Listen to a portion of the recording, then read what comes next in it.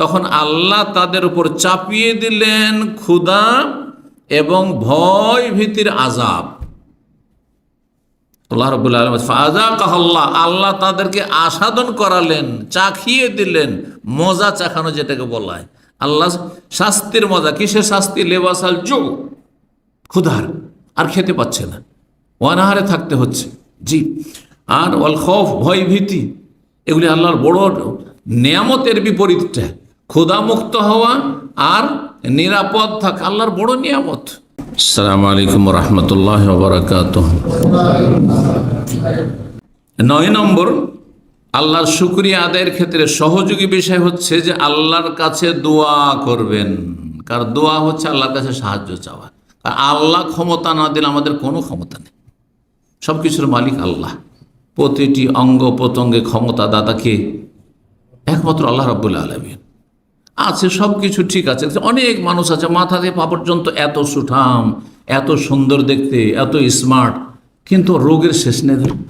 হ্যাঁ, ব্রেন কাজ করে না, হ্যাঁ, অঙ্গ প্রত্যঙ্গ কাজ করে না, তার বিভিন্ন পার্টস কাজ করে না, তার কিডনি ফেল হয়ে গেছে, তার লিভার ড্যামেজ হয়ে গেছে, তার এইটা হয়ে গেছে, সেটা হয়েছে, তার হার্টের সমস্যা, তার এই সমস্যা, কিন্তু দেখে মনে হচ্ছে যে একেবারে কত স্মার্ট, কত সুঠাম, কত ভালো সুস্থ মানুষ। সুতরাং আল্লাহর কাছে দোয়া করতে হবে যে আল্লাহ যেন আমাকে যা কিছু দিয়েছেন শরীরে এবং শরীরের বাইরে, ঘরে বাইরে, দিগন্তে, চারপাশে যা কিছু আল্লাহ দিয়েছেন, কারণ নিয়ামত শুধু শরীরে নেই, নিয়ামত দিগন্তেও আছে। আমাদের চারপাশে যা কিছু আমরা ভোগ করছি সব কিছু আল্লাহর নিয়ামত। যা কিছুই আমরা হাসিল করছি এবং ভোগ করছি, এবং সেটা ছাড়া আমাদের চলবে না, অথবা চলবে তারপরও তার প্রয়োজন রয়েছে, সব কিছু আল্লাহর দান।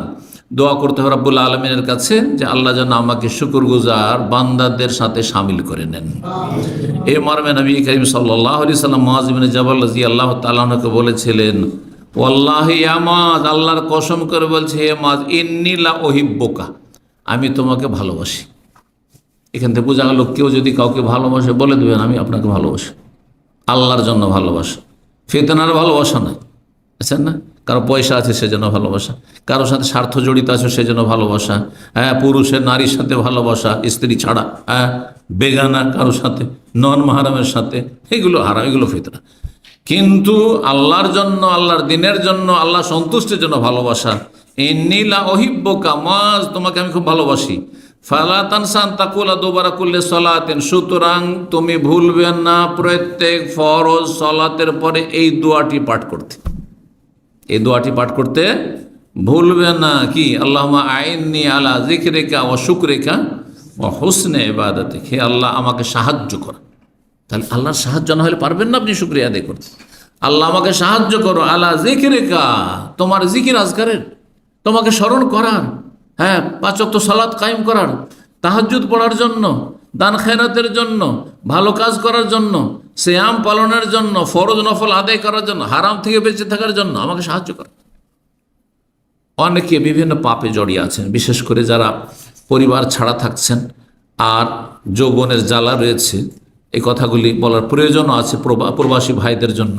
বিভিন্ন নির্জনতার পাপে লিপ্ত আছেন, কেউ হস্তমৈথুনের পাপে লিপ্ত আছেন, কেউ এছাড়াও আরও মারাত্মক পাপে হইতে পারে, বিভিন্ন পাপে জড়িয়ে আছেন, বিভিন্ন পদস্খলন ঘটছে, অথবা আপনার পর্নোগ্রাফি দেখা, নোংরা ছবি টবি দেখা ইত্যাদি করা, খারাপ কিছু শোনা, খারাপ দেখা, এইসব পাপে জড়িয়ে আছেন। আল্লাহর কাছে দোয়া করুন অন্তর থেকে, আল্লাহর কাছে দোয়া করুন অন্তর থেকে যে আল্লাহ তুমি আমাকে গুনাহ থেকে বাঁচার তৌফিক দান করো, গুনাহ থেকে আমাকে রক্ষা করো। অন্তর থেকে যদি দোয়া করেন তাহলে সেই কাজে চেষ্টাও থাকবে যে আমি আল্লাহর কাছে চাইছিও এবং আমি গুনাহ থেকে বাঁচার সর্বাত্মক চেষ্টাও করব।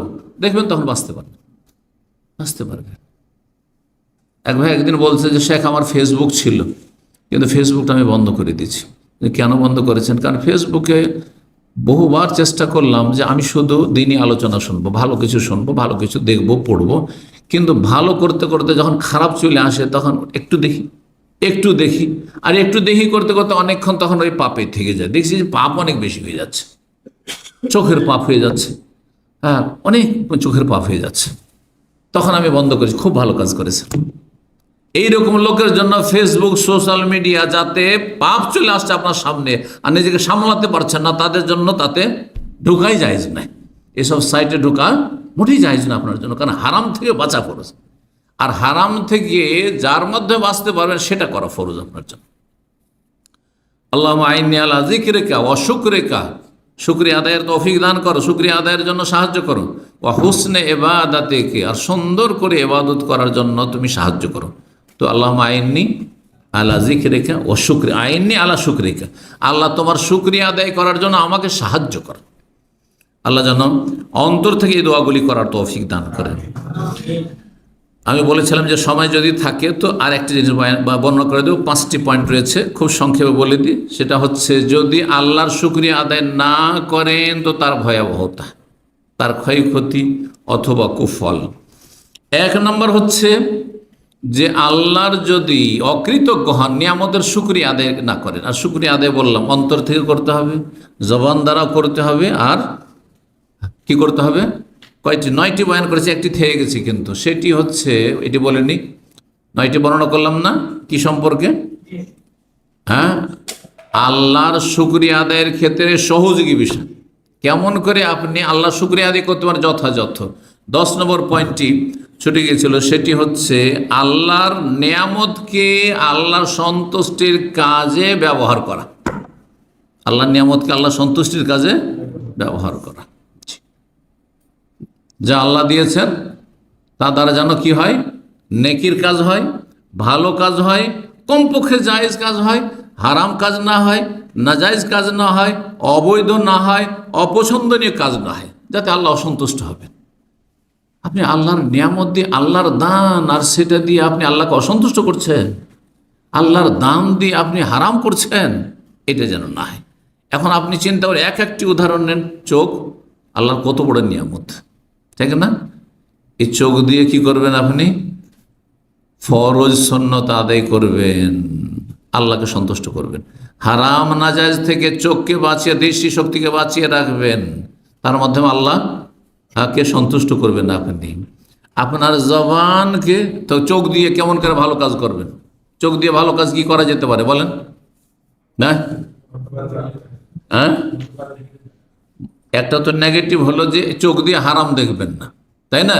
চোখ দিয়ে হারাম দেখবেন না, তাহলে ব্লু ফিল্ম দেখবেন না, মহিলাদের তাকাবেন না, আপনি নাজায়েজ কোনো দৃশ্য দেখবেন না। এটা না হলে নেগেটিভ হলো। পজিটিভ কি হইতে পারে?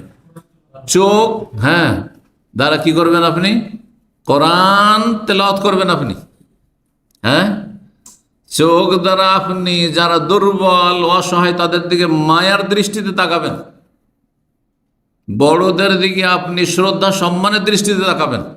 রাসূলুল্লাহ সাল্লাল্লাহু আলাইহি ওয়াসাল্লাম বলেছেন, লাইসা মিন্না মান লাম ইয়ারহাম সগীরানা ওয়া লাম ইউআক্কির কাবীরানা, আমাদের দলভুক্ত নয় ওসব লোকেরা যারা ছোটদের ওপর মায়া মমতা করেন, রহম করেন না। দুর্বলদের উপর, অন্য হাদিসে রয়েছে দুর্বলদের উপর মায়া মমতার কথা। ইরহামু মান ফিল আরদ, যারা পৃথিবীতে আছে তাদের ওপর তোমরা দয়া করো, মায়া করো। ইয়ারহামুকুম মান ফিস সামা, যিনি আকাশে সত্তা রয়েছে রব্বুল আলামিন, তিনি তোমাদের ওপর মায়া করবেন, দয়া করবেন। তো এই চোখ, মানুষের যখন চোখে দেখে কোনো দৃশ্য, কোনো ব্যক্তিকে দেখে, কোনো বস্তু দেখে, মায়া হয়। তো এর মাধ্যমে আল্লাহ সন্তুষ্টি লাভ করা। এই চোখ দিয়ে ফরজ অজেবগুলি আদায় করবেন, হারাম নাজায়েজ থেকে চোখকে বাঁচিয়ে রাখবেন। জবান দ্বারা ফরজ অজেব আদায় করবেন, আপনি সুন্নত আদায় করবেন, নফল কাজ করবেন, ভালো কাজ করবেন, কমপক্ষে বৈধ কথা বলবেন, হারাম থেকে বাঁচিয়ে। সুতরাং এটা দিয়ে আপনি চুগলখড়ি করবেন না, জবান দিয়ে আপনি গীবত করবেন না, আপনি মিথ্যা কথা বলবেন না, আপনি যারা গান বাজনা করে, এই জবানকে আল্লাহর অসন্তুষ্টির হারাম কাজে ব্যবহার করে, সেটা করবেন না আপনি, ইত্যাদি ইত্যাদি। হাত দ্বারা ভালো কাজ করবেন, হাত দ্বারা কারো ক্ষতি করবেন না, কাউকে কষ্ট দেবেন না। আল্লাহ আপনাকে হৃদয় দিয়েছেন, এটা দিয়ে মানুষের পরোপকারী হবেন, এতে আপনি হিংসা, বিদ্বেষ, শত্রুতা লালন করবেন না আপনি কোনো মানুষ সম্পর্কে। জি, তো এইভাবে শুকরিয়া আদায় করা, আল্লাহর নিয়ামতকে আল্লাহর সন্তুষ্টির কাজে লাগানো। একটি নিয়ামতকে, পা রয়েছে, পা দিয়ে হেঁটে যাচ্ছেন কোথায়? এই যে হেঁটে এসেছেন দিন শিখার জন্য, এর মাধ্যমে আল্লাহ শুকরিয়া আদায় হচ্ছে যে আল্লাহ তুমি আমাকে চলার তৌফিক দিয়েছো, আল্লাহ আমাকে গাড়ি দিয়েছো, গাড়ি, আমার পা, আমার শরীর, আমার অঙ্গ প্রত্যঙ্গ তোমার সন্তুষ্টির জন্য। আর দিনের জ্ঞান অর্জন করা আল্লাহ সন্তুষ্টির কাজ, আমল করা আল্লাহ সন্তুষ্টির কাজ, সেদিকে দাওয়াত দেওয়া আল্লাহ সন্তুষ্টির কাজ। এইসব কাজে সূরা আসরের তাফসীরের আমল করুন আপনি অঙ্গ প্রত্যঙ্গ দিয়ে। আর হারাম নাজায়েজ থেকে বাঁচিয়ে রাখা, আপনার গাড়ি গোনার কাজে ব্যবহার হবে না, আপনার পা গোনার দিকে এগিয়ে যাবে না। কেউ যাচ্ছে কোথাও পাপের জায়গাতে পাপীদের সাথে বসার জন্য হেঁটে যাচ্ছে, তাহলে আল্লাহর নিয়ামতকে গুনার কাজে ব্যবহার করুন। এভাবে এক একটি অঙ্গ প্রত্যঙ্গ সম্পর্কে আপনি চিন্তা করবেন যে আমি যে আল্লাহর দানগুলি আমি আল্লাহকে রাজি করার ক্ষেত্রে, আল্লাহ সন্তুষ্টির ক্ষেত্রে ব্যবহার করছি না আল্লাহর অসন্তুষ্টির ক্ষেত্রে ব্যবহার করছি। যে কথাগুলো বলতে চেয়েছিলাম তাহলে আমি বলে ফেলি, সেটা হচ্ছে যদি আল্লাহর শুকরিয়া না আদায় করেন তার কুফল, এক নম্বর কুফল হচ্ছে যে নেয়ামতের শুকরিয়া আদায় না করলে নেয়ামত কি হয়ে যাবে, চলে যাবে, হারিয়ে যাবে, টিকবে না। কোরআনে কারীমের সূরা ইব্রাহিমের আয়াত নম্বর 7 আল্লাহ ইরশাদ করেছেন, ওয়াইতা আযদান রাব্বুকুম লাইন শাকারতুম লাযিদান্নাকুম, যদি তোমরা শুকরিয়া আদায় করো তাহলে আমি তোমাদের নিয়ামতগুলিকে বেশি করে দেব, বর্ধিত করে দেব। ওয়ালাইন কাফারতুম, আর যদি অকৃতজ্ঞ হও, নাশুকরি করো, ইন্না আযাবি লাশাদীদ, তাহলে আমার আযাব বড়ই শক্ত রয়েছে, বড়ই কঠিন রয়েছে। দুই নম্বর ক্ষয়ক্ষতি হচ্ছে যে আল্লাহ রাব্বুল আলামিন ওই সব মানুষকে নিকৃষ্ট বলেছেন, ওই সব মানুষকে আল্লাহ রাব্বুল আলামিন ঘৃণিত বলেছেন, যেসব মানুষরা, যেসব আত্মা, যেসব মন আল্লাহ শুকরিয়া আদায় করে না। তাহলে যারা আল্লাহ শুকরিয়া আদায় করে না তারা আল্লাহর কাছে ঘৃণিত, নিকৃষ্ট। রব্বুল আলামিন ইরশাদ করেছে সূরা ফুসসিলাত আয়াত নম্বর 51-তে। সূরা ফুসসিলাত অপর নাম হচ্ছে হামিম সেজদা। ওয়াইদা আনআমনা আলাল ইনসানি আরাজা, অধিকাংশ মানুষের স্বভাব হচ্ছে, প্রকৃতি হচ্ছে যে আমি যদি তাদেরকে নিয়ামত দান করি তাহলে সে উপেক্ষা করে, মানে সুখী হইলে পাপী হয়ে যায়, আরাজা আল্লাহর দিন থেকে বিমুখ হয়ে যায়, ওয়া না বেজানেহি পাশ কাটিয়ে চলে যায়, ওয়াইদা মাসলাহু শারর, আর যখন বিপদ আপদ এসে পড়ে, বালা মুসিবত আপতিত হয়, ফাজু দুআইন আরিজ, তখন লম্বা দোয়া শুরু করে দেয়। তখন কান্নাকাটি করে হাওমাও করে আল্লাহকে ডাকা শুরু করে দেয়, এতদিন কোথায় ছিল। দেখেন একটি কথা এখানে শোনেন, কথা প্রসঙ্গে, যে মানুষের বালা মুসিবত থেকে রক্ষার জন্য হঠাৎ করে অনেক বেশি ভালো আমল করলেন, এটা এত ফলপ্রসূ না। যত ফলপ্রসূ, যত উপকারী আপনার জন্য, যত সহযোগী আপনার জন্য কন্টিনিউ দীর্ঘদিনের ভালো আমল, দীর্ঘদিনের ভালো আমল। ইউনূস আলাইহিস সালাম, তাকে আল্লাহ ধরেছিলেন একটি ভুলের জন্য। বড়দের ভুল, ছোট ভুলটাই বড় ভুল, তাই না? আল্লাহর বিনা হুকুমে গ্রাম থেকে বেরিয়ে চলে জাতিকে ছেড়ে দিয়ে যে আল্লাহর আযাব আসবে, তোরা ধ্বংস হয়ে যাবে, গেলাম আমি। আল্লাহ কি করলেন তাকে? মাছের পেট, পরীক্ষা, মাছের পেট। আল্লাহ বলছেন ইউনূস আলাইহিস সম্পর্কে যে মাছের পেট থেকে কোনোদিনই বের হইতে পারতো না ইউনূস আলাইহিস সালাম যদি সে একটি ভালো কাজ কন্টিনিউ না করে আসত। ফালাউলা আন্নাহু কানা মিনাল মুসাব্বিহিন, সে যদি তসবিহকারীদের দলের লোক না হইত। তাফসীরকাররা বলছেন যে শুধু লা ইলাহা ইল্লা আনতা সুবহানাকা ইন্নী কুনতু মিনাজ জালিমিন তার নেক আমল না, তার আগে তার অতীতের অনেক ভালো তসবিহ রয়েছে, অনেক বেশি পরিমাণ আল্লাহর জিকির আজকার রয়েছে, এবং ফরজ, ওয়াজিব, নফল রয়েছে।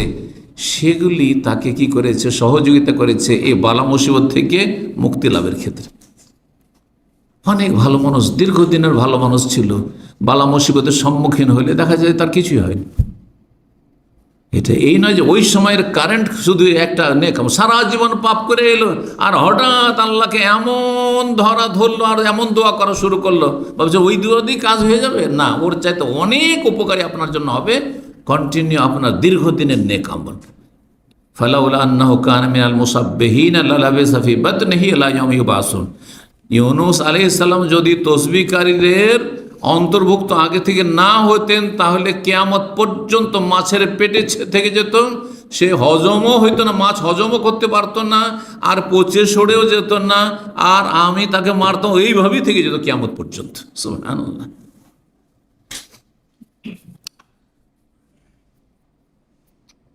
3 নম্বর যে বিষয়টি, কিসের বিষয়? আল্লাহ যদি শুকরিয়া আদায় না করেন তাহলে কি হইতে পারে? আল্লাহ শুকরিয়া না আদায় করলে আল্লাহ কখনো কখনো ছাড় দিয়ে দেন, যে এই বড় মাছ আছে, ওই যে ছিপে বা বড়শিতে মাছ ধরে, ছোট মাছ বড় মাছের পার্থক্য জানে না যারা মাছ ধরে।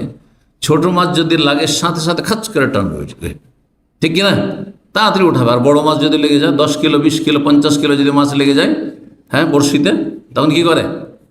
সুতা ছাড়তেই থাকে। হ্যাঁ, আল্লাহর জন্য উত্তম উদাহরণ, উত্তম দৃষ্টান্ত রয়েছে। তো আল্লাহ বড় বড় পাপীদেরকে এরকম করে, হ্যাঁ, ঢিল দিতেই থাকেন, ছাড় দিতে থাকেন, কিন্তু ছেড়ে দেন না। আর যখন ধরেন মারাত্মকভাবে আল্লাহ ধরেন। আর এটি চোখের সামনে আপনারা দেখতে পাচ্ছেন এরকম অপরাধীদেরকে আল্লাহ খুব ছাড় দিয়েছিলেন। আর তাতে তারা প্রতারিত হয়ে গেছিল যে কিছুই হয় না, কই আমরা তো সব কিছুই করছি, কোথায় কি হচ্ছে। কিন্তু এমন ধরেন যে কঠিন অবস্থা, তখন কঠিন অবস্থা হয়ে যায়, আর কোনো সুযোগ পায় না, তখন ছাড় দেওয়া হয় না। রব্বুল আলামিন ইরশাদ করছেন এই মর্মে কোরআনে কারীমে, ফালাম্মা নাসু মা যুক্কিরু বিহি, আল্লাহর যে উপদেশ এসেছিল কোরআন হাদিস ওহীতে, যখন তারা সেটা উপেক্ষা করে, ভুলে যায়, আমল করে না, ফাতাহনা আলিম আবওয়াবা কুল্লি শাই, তখন প্রত্যেকটি সুখের দ্বার তাদের সামনে আমি খুলে দিই। সুখের সামগ্রী, পাপীকে আল্লাহ বেশি সুখী করেন, আল্লাহ বলছেন সব দরজা আমি খুলে দিই, যেখানে হাত দেয় সেখানে লাভ, সেখানেই সুখ আর শান্তি আর শক্তি। আর তারপরে হাত্তাই যা ফারেহ বেমা উতু, যা কিছু নিয়ামত এত বেশি পেল যে আমোদ ফুর্তিতে মেতে উঠল, আনন্দিত, খুশির শেষ নেই। তখন আল্লাহ বলছেন আখাদ নাহম বাগতা, হঠাৎ করে আকস্মিক তখন আমি ধরে ফেলি। আখাদ নাহম বাগতা অহম লায়াশরুন, আখাদ নাহম বাগতা ফাইযাহুম মুবলিসুন, অন্য জায়গায় লায়াশরুন রয়েছে, ফাইযাহুম মুবলিসুন, তখন তারা হতাশ হয়ে যায়, হাই কি হলো, আর কোনো উপায় নেই। 4 নম্বর যে বিষয়টি, মানুষ যখন আল্লাহর অকৃতজ্ঞ হয়ে যায়, নাশুকরি করে, শুকরিয়া আদায় না করে, তখন নেয়ামত আযাবে পরিবর্তন হয়ে যায়, রূপান্তরিত হয়ে যায়। আল্লাহর নেয়ামত এখন আযাব হয়ে পড়েছে। আল্লাহ দিয়েছেন ছেলে মেয়ে, বেশ উচ্চ শিক্ষিত হয়েছিল, কিন্তু একসময় এমন আযাব হলো যে বাপ মাকে বাড়িতে থাকতে দেয় না, রাস্তায় নামিয়ে দিচ্ছে, বৃদ্ধাশ্রমে পাঠিয়ে দিচ্ছে। একজন আমেরিকায়, তো একজন অস্ট্রেলিয়ায়, একজন বলছে অমুক জায়গায়। আছে না এরকম শিক্ষিত লোকদের, সব সোশ্যাল মিডিয়া আজকাল দেখতে পাচ্ছেন, কিন্তু এক মেয়ে অমুক জায়গায় রয়েছে, একজন অমুক জায়গায় রয়েছে, আর দেশে এসছে, আসার ওরা বাপ মাকে বাড়ি থেকে বের করে দিয়েছে। হ্যাঁ, বা বাড়ি ঘর লিখে নেওয়ার জন্য, হ্যাঁ, তাদের ওপর পেস্তুল ধরে নিয়েছে, জবরদস্তি লিখে দিতে হবে। হাউযুবিল্লাহ, অশান্তি। এইরকম অধিকাংশ দুনিয়াদার পয়সাওয়ালাদের জীবনে বেশি অশান্তি রয়েছে। তো আল্লাহ রাব্বুল আলামিন নেয়ামত ছিনিয়ে নিয়ে আযাব দিয়ে থাকেন। যেমন ইয়ামান দেশে একসময় আল্লাহর আযাব এসেছিল। ইয়ামান দেশে অনেক বাগান ছিল, একসময় অনেক বাগান ছিল। আর তারপরে সেই যুগের মানুষরা যখন পাপিষ্ট হয়ে গেল, কাফের হয়ে গেল, বিভিন্ন পাপে জড়িয়ে গেল, তখন আল্লাহ তাদের নেয়ামতকে বিশাল বন্যা আল্লাহ পাঠালেন, আর তাদের সমস্ত বাগানগুলি সব ধ্বংস হয়ে গেল। আর ধ্বংস হওয়ার পরে নতুন যে সব গাছপালা গজাইলো, সেগুলো কোনো ফলের গাছ না, উপকারী কোনো গাছ না। এই কথা কোরআনে কারীমে রব্বুল আলামিন বর্ণনা করেছেন, সূরা সাবা বর্ণনা করেছেন। 5 নম্বর যে কুফল আল্লাহর নাশুকরির, আল্লাহর অকৃতজ্ঞ হওয়া, সেটি হচ্ছে আল্লাহ ক্ষুধার্ত করে দেন, হ্যাঁ, দারিদ্র দিয়ে দেন, দুর্ভিক্ষ চাপিয়ে দেন, এবং ভয় ভীতি চাপিয়ে দেন। দেশে খুব শান্তি ছিল, দেশে খুব নিরাপত্তা ছিল, আর নিরাপদ চলাফেরা করছিলেন, কিন্তু এখন ভয়ে থাকতে পারছেন না। ঘরে থাকলেও ভয়, বাইরে গেলেও ভয়, নিজের জন্য ভয়, ছেলে মেয়েদের জন্য ভয়, বিভিন্ন রকমের ভয় ভীতি, হ্যাঁ, ভয় ভীতি আল্লাহ চাপিয়ে দেন, এবং ক্ষুধা দারিদ্র চাপিয়ে দেন। সূরা নাহলের আয়াত নম্বর 112-তে আল্লাহ রাব্বুল ইরশাদ করেছেন, ওয়াদারাবাল্লাহু মাসালান কারিয়া, আল্লাহ একটি জনপদ, একটি শহর, একটি দেশের দৃষ্টান্ত উপমা বর্ণনা করছেন।